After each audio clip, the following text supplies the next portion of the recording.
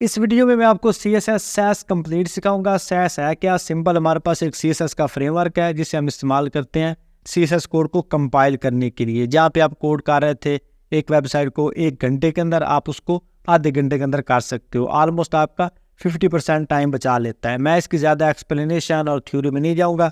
सबसे पहले हम इसकी इंस्टॉलेशन देखेंगे, फिर हम देखेंगे इसके अंदर हम वेरिएबल्स किस तरह से लगाते हैं, फिर हम देखेंगे कि इसके अंदर हम नेस्टेड एलिमेंट किस तरह से लगाते हैं और किस तरह से हम नेस्टेड एलिमेंट्स को स्टाइल कर सकते हैं। उसके बाद हम इसकी एक्सटेंड प्रॉपर्टी देखेंगे कि किस तरह से हम एक्सटेंड कर सकते हैं। इसका इंक्लूड मेथड देखेंगे कि किस तरह से हम एक वेबसाइट के मुख्तलिफ पार्ट्स को अलग अलग CSS कंपोनेंट्स के अंदर तोड़ के उनकी स्टाइलिंग करके एक ही फाइल के अंदर उसको कंबाइन करके शो करवा सकते हैं। उसके बाद हम इसकी लास्ट पे एक्सटेंड प्रॉपर्टी देखेंगे। सबसे पहले हम इसकी देखते हैं इंस्टॉलेशन। दोस्तों सैस को इंस्टॉल करना बहुत ही आसान है। जस्ट आपने VS कोड के अंदर एक एक्सटेंशन को सर्च करना है, लाइव सैस कंपाइलर, आपके पास फर्स्ट पे आ जाएगी। इसको आपने इंस्टॉल कर लेना है। यहाँ पे आप चेक कर सकते हो 1 लाख से ज़्यादा लोगों ने इसे इंस्टॉल किया हुआ है। फिर आपने आ जाना अपने कोड एडिटर के अंदर और यहाँ पे आपने एक फोल्डर को ड्रैग करके ओपन कर लेना है। जिस तरह से मैंने यहाँ पे एक फोल्डर ओपन किया हुआ है लर्न सैस, आपने एक फोल्डर यहाँ पे क्रिएट कर लेना है और यहाँ पे आपने फर्स्ट फाइल क्रिएट करनी है style.scss आप इसका नाम सैस भी रख सकते हो SASS, लेकिन आपने रखना है SCSS। इससे क्या होगा कि कोड हिंट हमें CSS की तरह देगा। अगर हम सैस करेंगे तब हमें उसके लिए अलग से एक प्लगइन इंस्टॉल करना पड़ेगा।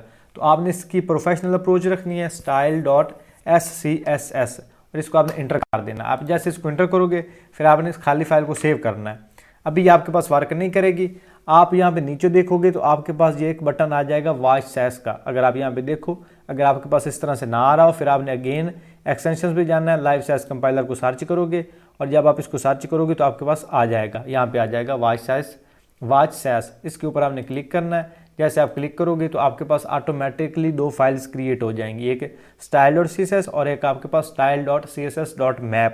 अगर आपके पास ये 2 फाइल्स क्रिएट हो जाती हैं तो इसका मतलब है कि आपका कोड परफेक्टली वर्क कर रहा है, आपकी सैस परफेक्टली इंस्टॉल हो गई है।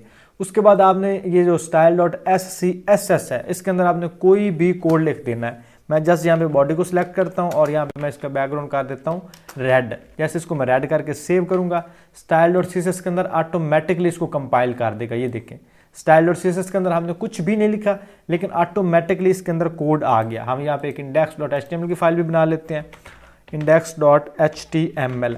अब index.html के अंदर आपने सैस की फाइल को इंस्टॉल नहीं करना, इसको आपने लिंक नहीं करना, आपने लिंक करना है style.css को। ये है CSS कंपाइलर, तो इसलिए इसका लिंक है इस style.css फाइल के साथ। इसका लिंक जो है वो index.html के साथ नहीं है। index.html या HTML का कोड है वो CSS को ही समझता है, वो सैस को नहीं समझता।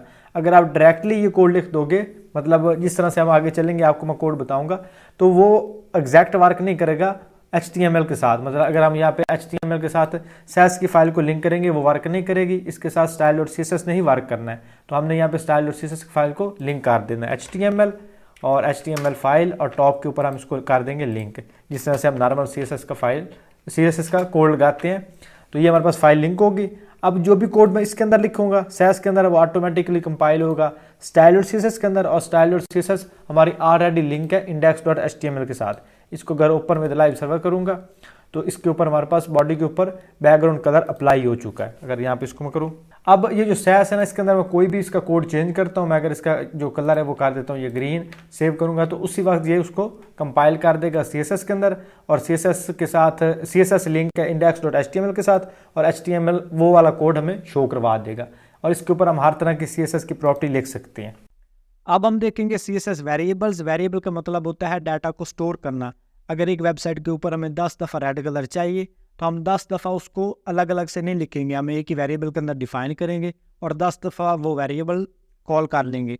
अब इन फ्यूचर जब भी हमने कलर चेंज करना होगा, रेड की जगह मैंने ब्लू करना है, तो जस्ट वेरिएबल का कलर चेंज करेंगे तो पूरी वेबसाइट के ऊपर रेड कलर चेंज हो जाएगा। दोस्तों सैस वेरिएबल को समझने के लिए आपने index.html के अंदर 2 डिव्स ले लेनी है। एक को आपने क्लास लगा देनी है फर्स्ट और सेकंड को आपने क्लास लगा देनी है सेकंड और इसके अंदर हम टेस्ट लिख लेंगे 1 और 2 जिस तरह से यहाँ पे मैंने लिखा है।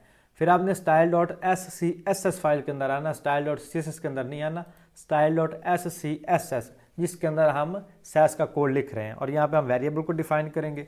अगर आपको थोड़ी बहुत जावास्क्रिप्ट आती है या आपको PHP आती है तो आपको पता होगा कि हम वेरिएबल को डिफाइन करने के लिए $साइन का इस्तेमाल करते हैं। तो आपने $साइन, उसके बाद आपने वेरिएबल का नाम रखना है। वेरिएबल का हम नाम रख देंगे bg-color। आप इसका नाम कोई भी रख सकते हो। इसके बाद इसके अंदर आपने वैल्यू स्टोर करवानी है। आप फॉन्ट साइज स्टोर करवाना चाहो, आप कोई बूलियन वैल्यू जो है वो स्टोर करवाना चाहो, आप कोई नंबर स्टोर करवाना चाहो, जो भी आप इसके अंदर जो डाटा टाइप है वो स्टोर करवाना चाहो इसके अंदर करवा सकते हो। हम यहाँ पे लिखेंगे इसके अंदर जो इसका बैकग्राउंड कलर है वो रेड। अब ये जो रेड कलर है हमने अप्लाई करना है किसी भी डिव के ऊपर। हम यहाँ पे डिव को सिलेक्ट करेंगे और यहाँ पे हम कर देंगे इसको बैकग्राउंड कलर, और बैकग्राउंड कलर हम कर देंगे इसको BG ये कलर, ये $साइन के साथ वेरिएबल का नाम। तो इन दोनों के ऊपर इसने इस कलर को अप्लाई कर दिया। इसे बोलते हैं ग्लोबल वेरिएबल। अगर आपने पहले CSS सीखी हुई है थोड़ी अच्छे से, तो हम वेरिएबल को डिफाइन करते थे रूट एलिमेंट के साथ। अब रूट एलिमेंट भी हम इसके अंदर इस्तेमाल कर सकते हैं, लेकिन वो आपने इसके अंदर इस्तेमाल करना नहीं है। इस तरह से रूट एलिमेंट भी हम इसके अंदर इस्तेमाल कर सकते हैं, लेकिन हमने यहाँ पे रूट एलिमेंट को नहीं लगाना, हमने यहाँ पे वेरिएबल्स का इस्तेमाल करना है। अब इस वेरिएबल के अंदर जो भी मैं वैल्यू चेंज करूँगा वो लाइव इस दोनों के ऊपर चेंज होगी। अब ये हमारे पास होगी ग्लोबल वेरिएबल। एक हमारे पास होती है लोकल वेरिएबल्स। जो वेरिएबल्स हम किसी भी सेक्शन से बाहर लगाते हैं इस तरह से, ये इसको हमने किसी डिव के अंदर डिफाइन नहीं किया, इसे बोलते हैं ग्लोबल वेरिएबल। यहाँ पे लिख देता हूँ ग्लोबल वेरिएबल। और अगर यहाँ पे मैं सिलेक्ट कर लेता हूँ फर्स्ट वाले डिव को, फर्स्ट डिव, और इसके ऊपर मैं इस वेरिएबल को जो है अप्लाई करता हूँ। सबसे पहले इसके ऊपर मैं ख़त्म करता हूँ इसको, ताकि आपको लाइव इसका मैं प्रीव्यू दिखा सकूँ। और ये फर्स्ट जो है ना इसके ऊपर हम लगा देंगे वेरिएबल, और यहाँ पे लिख देंगे हम BG कलर, और इसकी हम वैल्यू कर देंगे यहाँ पे रेड। सेव किया, और इसी के ऊपर अब हम बैकग्राउंड कलर लगाएंगे। बैकग्राउंड कलर इसके ऊपर हम लगा देंगे इस वेरिएबल का नाम, यहाँ पे $साइन और BG कलर। सेव करेंगे तो इसके ऊपर ये अप्लाई करेगा। लेकिन अगर मैं यहाँ पे लिखूँगा सेकंड वाली क्लास को, ये जो हमारे पास सेकंड क्लास है, इसको यहाँ से मैं कॉपी करता हूँ और यहाँ पे इसको मैं डिफाइन करता हूँ, और इसके ऊपर मैं ये सेम जो वेरिएबल है वो यहाँ पे लगाता हूँ BG कलर और BG-color, ये वाली वेरिएबल बैकग्राउंड के ऊपर। तो इसके ऊपर ये कंपाइल नहीं कर रहा, क्यों? क्योंकि ये हमारे पास है लोकल वेरिएबल। लोकल वेरिएबल हम इस ब्लॉक से बाहर एक्सेस नहीं कर सकते। जो भी हम जो लोकल वेरिएबल डिफाइन करते हैं, जिस ब्लॉक के अंदर हमने डिफाइन करना होता है उससे बाहर हम उसको यूज़ नहीं कर सकते, उससे बाहर हम उसको कॉल नहीं कर सकते। अगर मुझे इस सेकंड वालों को भी वेरिएबल लगानी है तो इस वेरिएबल को लगाने के हमारे पास दो तरीके हैं। एक तो हम इसको ग्लोबली डिफाइन कर दें, यहाँ पे ग्लोबली डिफाइन करेंगे तो दोनों के ऊपर अप्लाई हो जाएगी, या फिर हम इसके अंदर हम एक नए सिरे से डिफाइन कर दें यहाँ पे, तब भी ये वर्क करेगी। और इसका हम यहाँ पे कलर चेंज करें तब आपको पता चल जाएगा कि किस तरह से वर्क कर रहा है। ये देखो, अब ये हमारे पास होगी लोकल वेरिएबल, और जो वेरिएबल हमने यहाँ पे डिफाइन की थी उसे बोलते हैं ग्लोबल वेरिएबल। इसके अंदर आप कोई भी वैल्यू स्टोर करवाना चाहो आसानी के साथ करा सकते हो। अब हम देखेंगे इसके नेस्टेड एलिमेंट्स के, किस तरह से हमने एलिमेंट्स को नेस्टेड करना होता है, किस तरह से हम नेस्टेड फंक्शनैलिटी जो है उसको इस्तेमाल कर सकते हैं। अब सबसे पहले आपने नेस्टेड को समझना है कि नेस्टेड का मतलब क्या है। नेस्टेड का मतलब होता है पेरेंट, चाइल्ड और उसके इनर चाइल्ड। मिसाल के तौर पर एक हम डिव लगाते हैं, एक हमने डिव लगाई और इसके अंदर हमने एक लगा दिया डिव और इसको हमने यहाँ पे क्लोज किया। एक हमने लगा दिया li का टैग और li के अंदर हमने एक लगा दिया a का टैग, यहाँ पे a का टैग। अब ये जो a का टैग है और li का टैग है ये क्या है, एक दूसरे के साथ नेस्टेड है, और li जो है वो नेस्टेड है div के साथ। अगर आप मुझे नॉर्मल CSS के अंदर कोड लिखना पड़ेगा तो मैं क्या करूँगा, div को सिलेक्ट करूँगा। अब div के अंदर मुझे लिखना है li का कोड, li को स्टाइल करना है तो मैं यहाँ पे लिखूँगा div और फिर आगे लिखूँगा li, फिर इसके बाद इसका कोड लिखूँगा। अगर इसके अंदर मुझे a को सिलेक्ट करना है तो मैं लिखूँगा यहाँ पे div के अंदर फिर li का टैग, और li के अंदर मैं आगे सिलेक्ट करूँगा a का टैग, फिर उसको स्टाइल करूँगा। लेकिन CSS की मदद से हम क्या करते हैं, हम सिंपल लिखेंगे यहाँ पे div और यहाँ पे div को सिलेक्ट किया। अब हमारा जो li का टैग है वो आ रहा है div के अंदर, तो इसी div के अंदर मैं li को लिख लूँगा, li को, और इसके अंदर मैं li का कोड लिख लूँगा।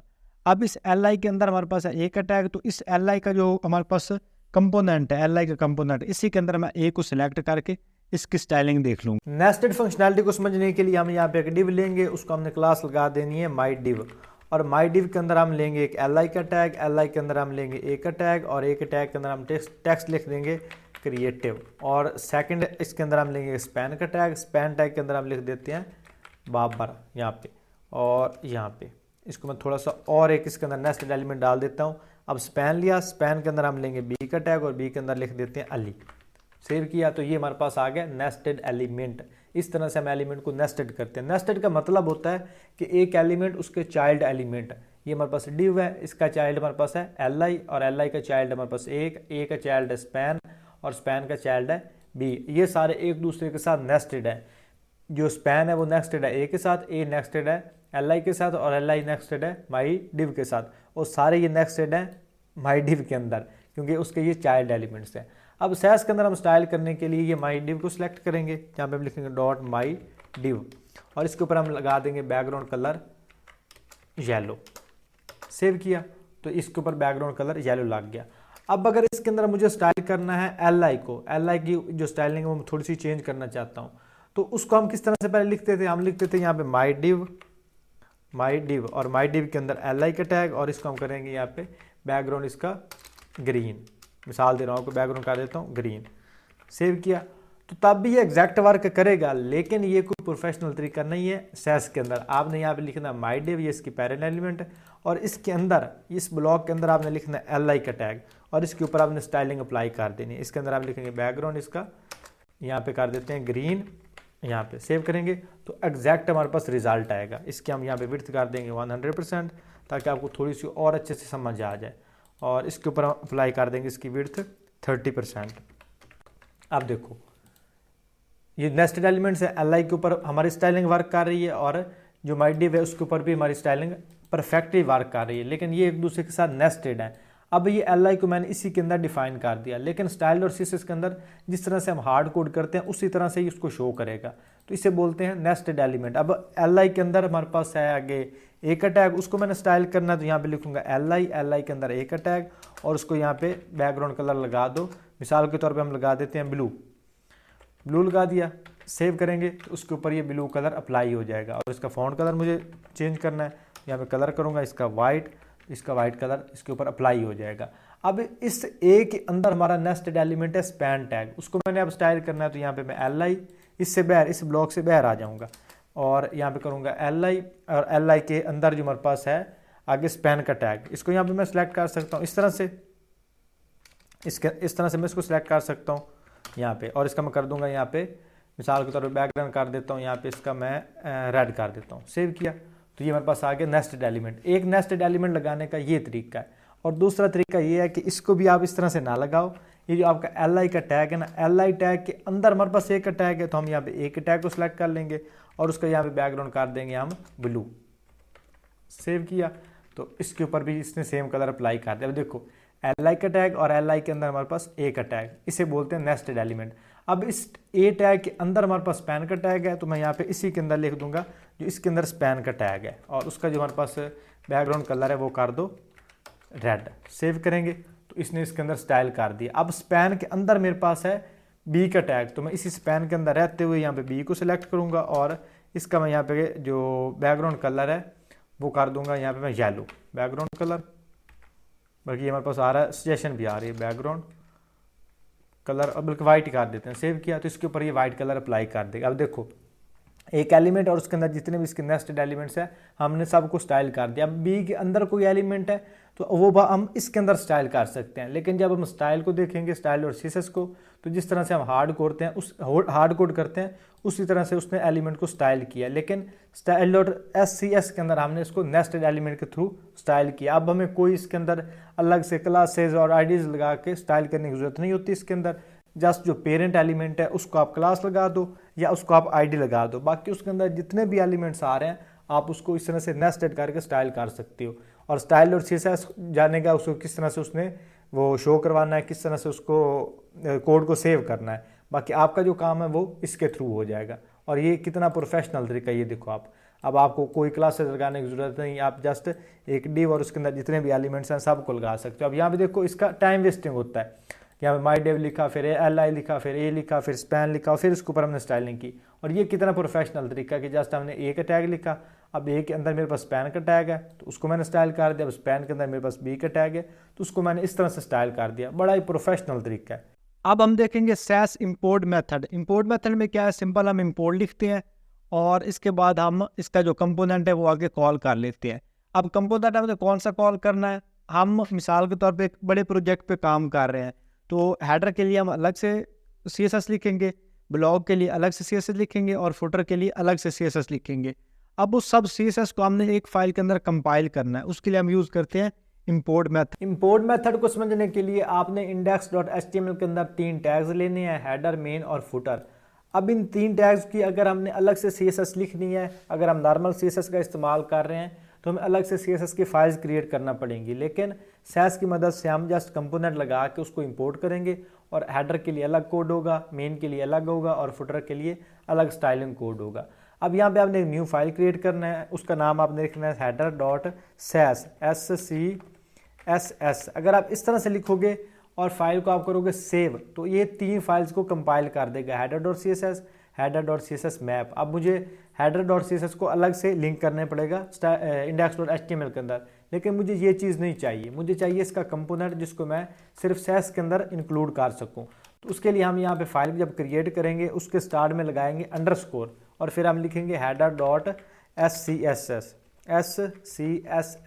अब ये हमारे पास एक कंपोनेंट बन गया। अब यहाँ पे मैं हेडर का कोड लिख सकता हूँ, यहाँ पे हेडर टैग को सिलेक्ट करूँगा और इसका बैकग्राउंड कर दूंगा यहाँ पे मैं रेड। सेव किया तो इसके ऊपर बैकग्राउंड कलर रेड अप्लाई होगा, लेकिन अभी हमने इसको लिंक नहीं किया। इसको लिंक करने के लिए आपने style.scss जो आपकी फाइल है, CSS नहीं SCSS, इसके अंदर हमारे पास एक मेथड होता है इंपोर्ट।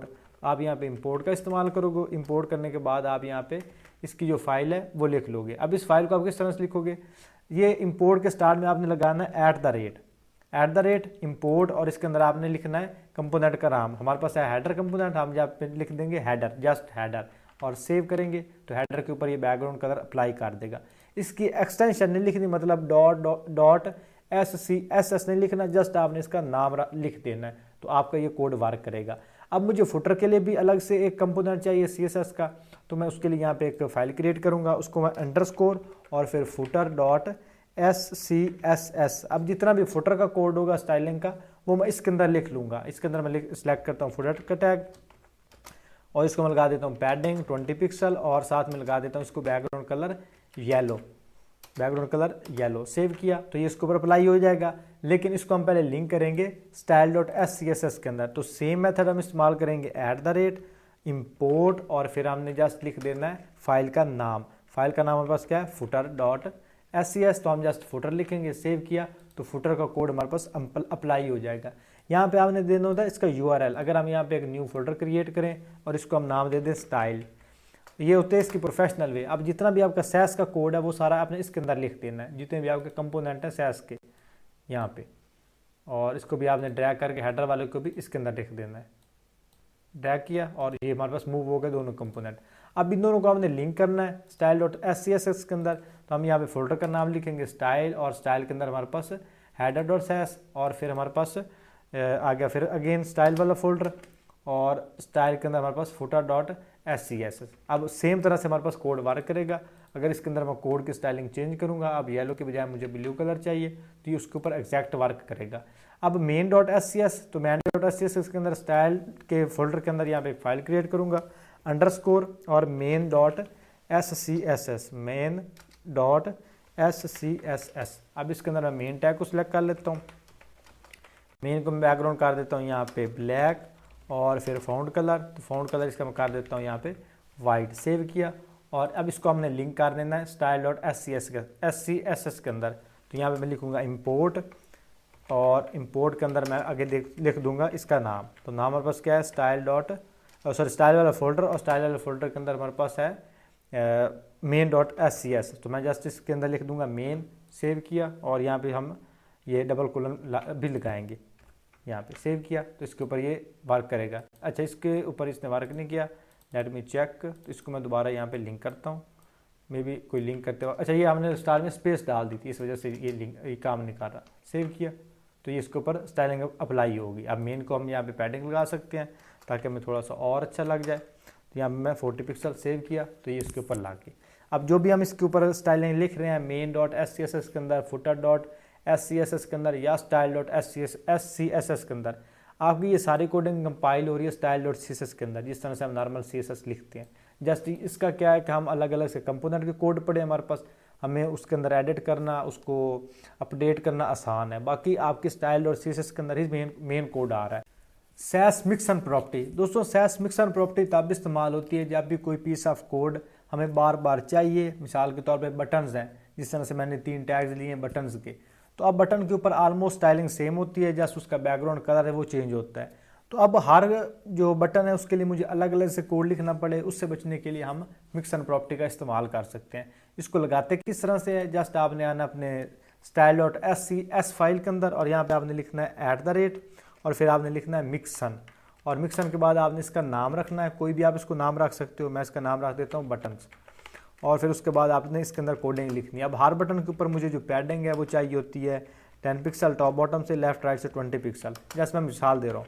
और बॉर्डर मुझे सबका नाम चाहिए होता है कि किसी का भी बॉर्डर जो वो ना हो। और फिर उसके बाद फ़ॉन्ट साइज़ मुझे इनका चाहिए 12 पिक्सल, और साथ में इसके ऊपर हम कोई कर्सर पॉइंटर है वो भी हमें ऑलमोस्ट हर बटन के ऊपर चाहिए होता है। Border radius 3 pixel. तो ये हमारे पास कुछ बेसिक प्रॉपर्टीज़ हैं जो हमें हर बटन के ऊपर चाहिए होती हैं।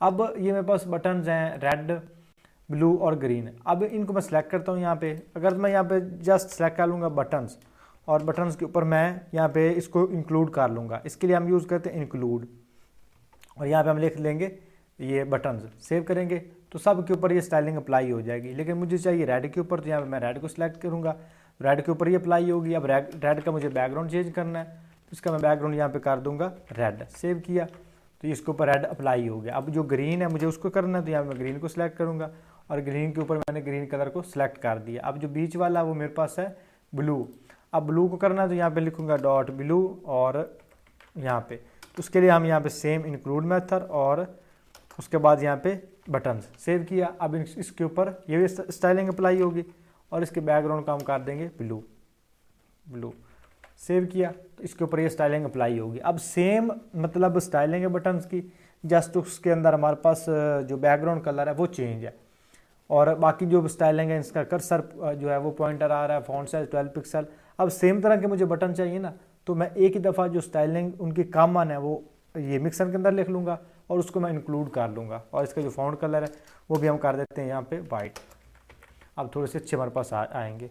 जिस तरह से बूटस्ट्रैप वर्क करता है ना, बूटस्ट्रैप की मैंने डॉक्यूमेंटेशन देखी थी, तो उसके जो बटन्स हैं डेंजर और बाकी जितने भी हैं, डेंजर है, इन्फो है, वो सारे इसी तरीके के साथ लगे हुए हैं। मिक्सन प्रॉपर्टी को इस्तेमाल करते हुए उन्होंने बटन की जितनी भी कॉमन स्टाइलिंग है वो अलग से लिख ली है, और फिर उसके जस्ट उन्होंने कलर्स चेंज किए हैं। लेकिन जब आप स्टाइल और सीएसएस को देखोगे तब आपका कोड कुछ इस तरह से आएगा। आप ग्रीन के ऊपर सेम कोड, ब्लू के ऊपर सेम कोड, और रेड के ऊपर सेम कोड। अब देखो, अब ये कोड जो हमें लिखना पड़ता तो हमारा कितना टाइम लगता। अब तीनों के ऊपर हमने अप्लाई किया, देखो सेम कोड हमने 3 बटन के ऊपर अप्लाई किया तो हमारा 3 गुना टाइम लगा। लेकिन जब हमने सैस का इस्तेमाल किया और मिक्स एंड प्रॉपर्टी का इस्तेमाल किया तो सेम कोड जो था वो हमारा आ गया, मतलब दो गुना हमारा टाइम बच गया। अब इसके ऊपर आप एक और चीज़ भी अप्लाई कर सकते हो। आप जिस तरह से ये बैकग्राउंड आप यहाँ पे डिफाइन कर रहे हो, यहाँ पे आप ना करो, इसको यहाँ से कर दो ख़त्म, यहाँ से आप इसको कर दो ख़त्म। और ये जो आपका बटन आ रहा है ना, बटन के आगे आप लगाओ ये ब्रैकेट्स लगा दो। अब ब्रैकेट के अंदर सबसे पहले इसको वेरिएबल पास कर दो आप टेक्स्ट, यहाँ पे आप लिखो टेक्स्ट, और सेकंड आप इसके ऊपर पास कर दो बीजी कलर, तो यहाँ पे हम @ और $, और बीजी।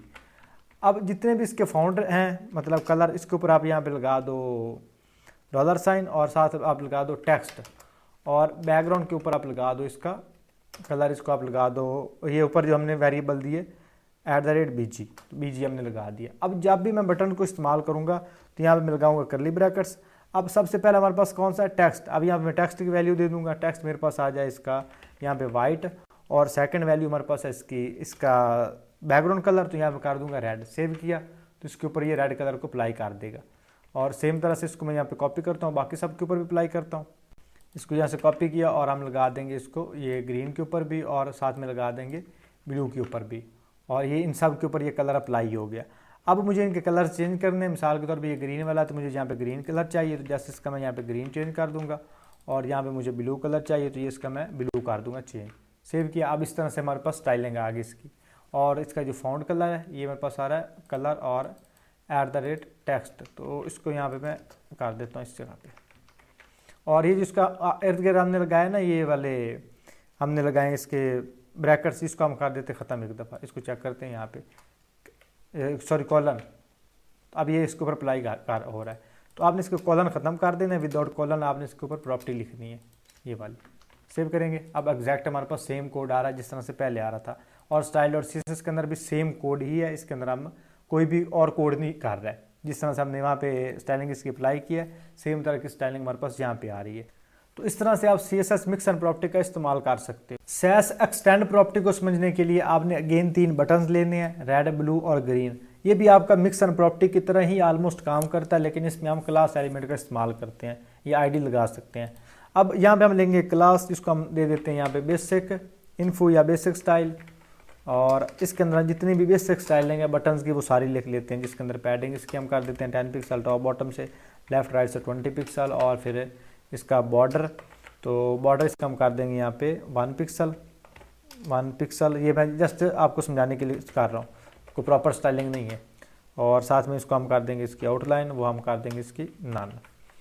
साथ में फ़ॉन्ट साइज़, तो फ़ॉन्ट साइज़ इसका मैं कर दूंगा यहाँ पे font size not style 12 pixel. Save किया। अब ये बेसिक स्टाइलिंग है ना, ये मुझे चाहिए हर बटन के ऊपर, तो उसके लिए क्या करूँगा, मैं फर्स्ट वाले की क्लास सेलेक्ट करूँगा डॉट रेड, और यहाँ पे अब रेड के ऊपर मैं क्या करूँगा, जस्ट यहाँ पे लिखूँगा @ और फिर लिखूँगा एक्सटेंड प्रॉपर्टी, और उसके बाद लिख लूँगा इस क्लास का नाम जो हमारे पास एक्सटेंड क्लास है, बेसिक स्टाइल। इसको सेव किया तो इसके ऊपर ये स्टाइलिंग इसने अप्लाई कर दी जो मैंने यहाँ पे लिखी थी।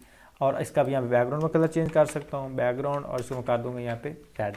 सेव किया तो इसके ऊपर इसने बैकग्राउंड कलर अप्लाई कर दिया। अब ये भी आपकी ऑलमोस्ट मिक्स एंड प्रॉपर्टी की तरह काम करती है। अब ये मुझे जो ग्रीन है, ब्लू, और उनके लिए भी अलग अलग मुझे चाहिए स्टाइल, तो उसके लिए मैं यहाँ पर करूँगा डॉट ग्रीन को सिलेक्ट, और उसके ऊपर भी सेम एक्सटेंड को सिलेक्ट करूँगा @ और एक्सटेंड के बाद डॉट बेसिक स्टाइल, और इसका भी बैकग्राउंड कर दूंगा यहाँ पे मैं ग्रीन। सेव किया। अब सेम उस तरह से मुझे चाहिए ब्लू वाला, तो यहाँ पे मैं डॉट ब्लू को सिलेक्ट करूँगा, और ब्लू के ऊपर भी मैं यहाँ पे सिलेक्ट कर दूँगा @ एक्सटेंड, और एक्सटेंड के बाद बेसिक स्टाइल, और बेसिक स्टाइल के बाद मैं इसका बैकग्राउंड कलर कर दूँगा ब्लू। यहाँ पे मैंने ब्लू को सिलेक्ट कर दिया। सेव किया तो इसके ऊपर अलग अलग स्टाइलिंग अप्लाई होगी, और यहाँ पे कर दूँगा इसका मैं कलर, और कलर इसका कर दूँगा यहाँ पे मैं वाइट। सेव किया तो ये इसके ऊपर स्टाइलिंग अप्लाई होगी। अगर आप अब स्टाइल और सीएसएस कोड देखोगे तो उसके अंदर कुछ इस तरह से इसको स्टाइल किया गया है, जिस तरह से हम नॉर्मल करते हैं। अब बेसिक स्टाइल, ब्लू, ग्रीन और जितनी भी क्लास है उन सबको ये वाली स्टाइलिंग, और उसके बाद अलग अलग उनके ऊपर ये वाला बैकग्राउंड कलर, जिस तरह से हमने यहाँ पे एक बेसिक माइंड रख के इसको डिज़ाइन किया था। तो इस तरह से आपकी एक्सटेंड प्रॉपर्टी काम करती है।